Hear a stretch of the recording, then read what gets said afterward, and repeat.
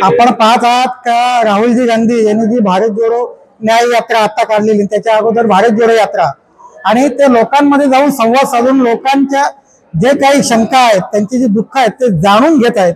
आणि काँग्रेसने जो मॅनिफेस्टो बनवला हा सर्वसमावेशक, युवक पासून तर वयस्कर आपले वयोवृद्ध आहेत त्या सगळ्यांचा विचार करून काँग्रेसने मॅनिफेस्टो बनवलेला आहे.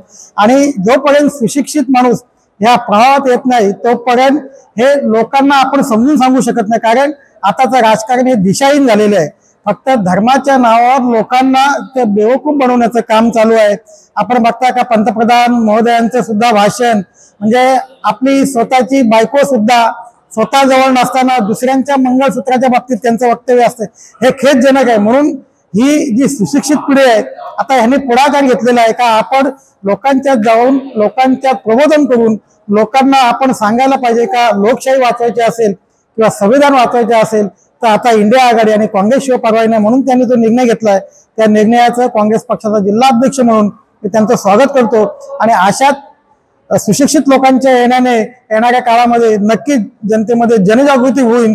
एक परिवर्तनाची लाट आल्याशिवाय, ती परिवर्तनाची लाट येऊन इंडिया आघाडीचं सरकार आल्याशिवाय याच्यामध्ये कुठलीही आम्हाला शंका नाही. आजच्या या युगामध्ये आणि मागच्या 10 वर्षात या भारत देशामध्ये जी काही डेव्हलपमेंट झालेली आहे ती अख्खा देश नाही तर अख्खं जग पाहत आहे. याच्यामध्ये कुठल्या घडामोडी घडलेल्या आहेत, देशाला अगदी प्रकाशाकडून अंधाराकडे नेण्याचं काम या बीजेपीच्या सरकारने केलेलं आहे. इतकं या देशाचं वाटोळं स्वातंत्र्यानंतर कधीच झालेलं नव्हतं. इतकं न भरून येणारं नुकसान या बीजेपी सरकारने केलेलं आहे. त्याच्यामध्ये कुठेतरी काँग्रेसने आशेचं किरण दाखवलेलं आहे आणि काँग्रेस शिवाय या देशाला पर्याय नाही. गोर गरिबांसाठी, दलित, मुस्लिम, वंचित, पीडित, शोषित, ओबीसी, शेतकरी, कष्टकरी, कातकरी या सर्व समाजाला आज काँग्रेस हवाहवासे झालेला आहे. या देशामध्ये जे काही अंडर करंट आहे हे अंडर करंट कुठेतरी या बीजेपीला नेस्तनाबूत केल्याशिवाय राहणार नाही आणि या बीजेपीला त्याची जागा दाखवल्याशिवाय राहणार नाही.